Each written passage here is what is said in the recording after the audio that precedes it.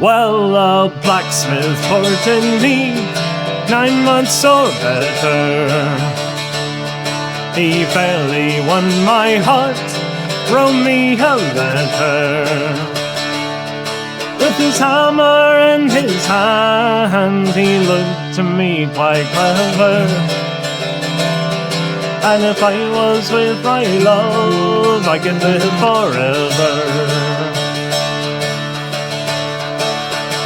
But where is my love gone, with his cheeks like roses, with his good blackberry cock on, decked round with primroses? I'm afraid the scorching sun will shine and burn his beauty. And if I was with my love, I would do my duty.